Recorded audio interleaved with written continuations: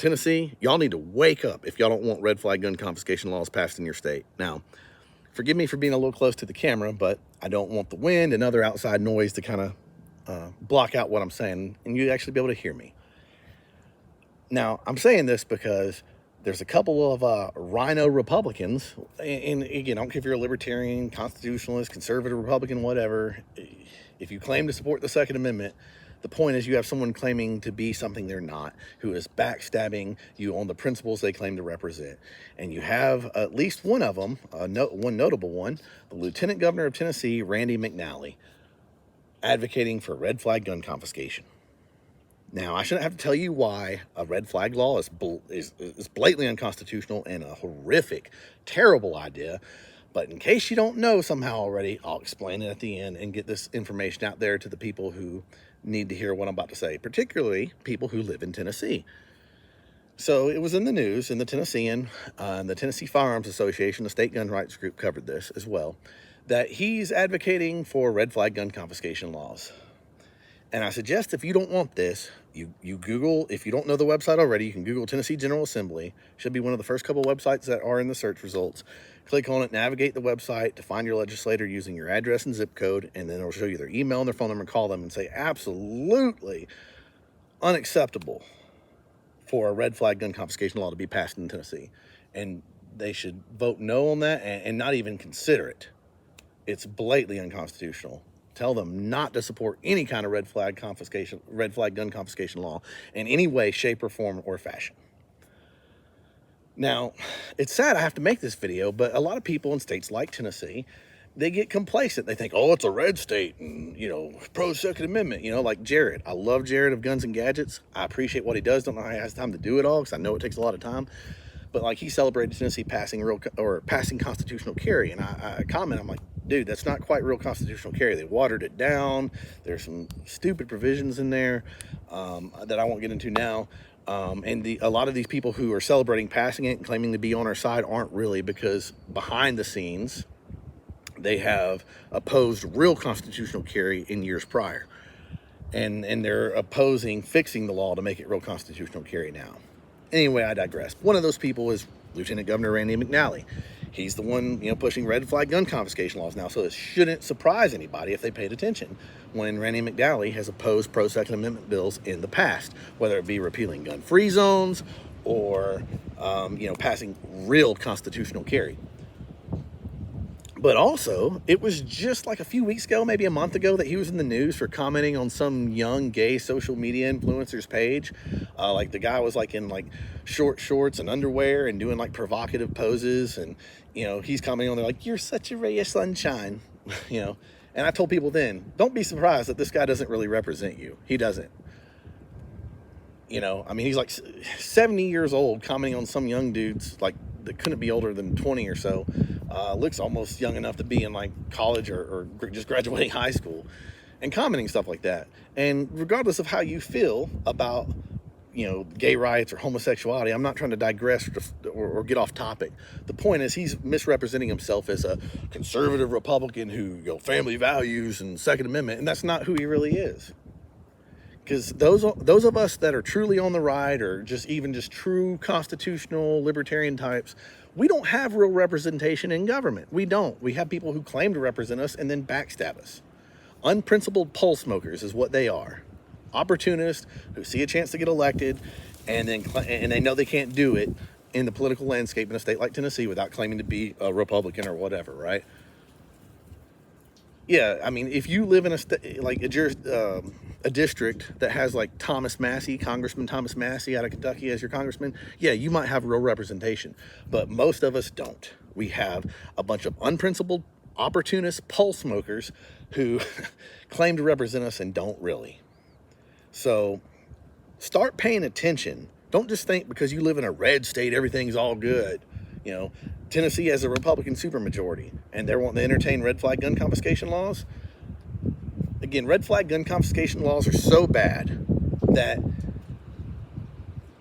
there's really no point in voting for Republicans anymore if they're going to embrace something like that. They're that bad. At that point, it's a lost cause. If that doesn't tell you that we can't vote our way out of this evil, nothing will.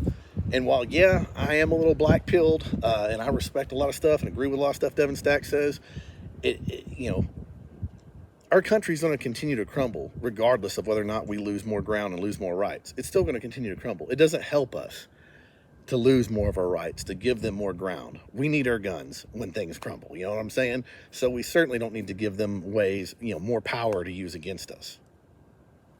The evil people that we're speaking of. And it costs nothing to vote, and it costs nothing to write your state legislators and your state senators. It costs nothing but a few minutes. It's free, and you know, it doesn't hurt to at least try to hold these people accountable and still vote. But however, I'm not saying to rely on that. No, do not rely on that. But it costs nothing, so why not use that avenue to at least kind of cushion some of the blow that we're taking as this country continues getting worse and worse. Now, for those who don't know why red flag gun confiscation laws are a bad idea, I don't know how you don't, let me explain it to you. They violate the Second Amendment. Obviously, they violate the Fourth Amendment, the right to be secure in your home, your property, your effects. They violate the Fifth Amendment, due process. And they can say, oh, we'll protect due process. Red flag laws are meant to violate due process, to take your guns away without you committing a crime or even, you know, doing, you know, anything other than someone making an accusation against you. So you can't you can't have due process protections for a law that is meant to circumvent due process. And they can lie to you and tell you that all day. But the fact of the matter is, especially someone like me who's worked in law enforcement, which, you know, that's why I am the way I am. I see how things actually work in the real world and versus what they, you know, say they're supposed to be. And people make false reports a lot of the time. All right. It's not exactly a rare occurrence. And it's illegal in most jurisdictions. It's illegal in mine. It's legal in most states. Right. But being able to meet the bar to charge that person to prove that not only were they lying, but that they knew they were lying with a malicious, you know, some kind of malicious intent, and get a warrant for it, and then have the DA not drop it, which half the time they drop those type of cases anyway. And you're going to trust this very same system to protect your rights if somebody lies about you? How naive can you be? You know, these same courts, these same DAs, you know. And like I said, and even if they were 100% well-intentioned, it's still hard to meet that bar to prove that person intentionally lied about you. You know, there's ways people can take things out of context, twist your words of things maybe you actually said, but twist them to mean something else, right? It makes it where the government can pick and choose who can have guns and who can't have guns. Now, you can say, oh, no, that's only if. No. All they got to do, again, is you're one of the people who they think are getting too uppity, causing too many problems or what have you, and they start looking at your you know, social media, trying to take something, and they twist it out of context to try to take your guns. And even if you win in the end, they still get your guns, and you still have to deal with the headache of going to court and all this other sense where they can make your life miserable and harass you with it and just discourage gun ownership. And then, of course, the last thing is they desensitize Americans to being more comfortable with gun confiscation. You know, whereas before, what is it? Not one more inch. You know, from my cold dead hand, someone shows up, I don't care what happens. If they're trying to get my guns out of my cold dead hands, I'm not giving them up, right? Whereas with red flag laws, it's like, well, now they can single people out individually, where, you know, maybe they come for your guns and you're like, well, you know, it's just a red flag thing. I can beat them in court instead of, you know, fighting. And they desensitize people to the act of gun confiscation. And then as they continue chipping away at our rights, they make it where we're a more domesticated population. And then when they do mass come for the guns and do gun bans, then, you know, a lot of people they've conditioned the fight out of people. So I shouldn't have to tell you why red flag gun confiscation laws are a terrible idea, horrific idea, blatantly unconstitutional idea. All right, but they are. And we don't need that. And again, if we're going to, if Republicans are going to embrace laws that just shit all over the Constitution, like red flag gun confiscation laws,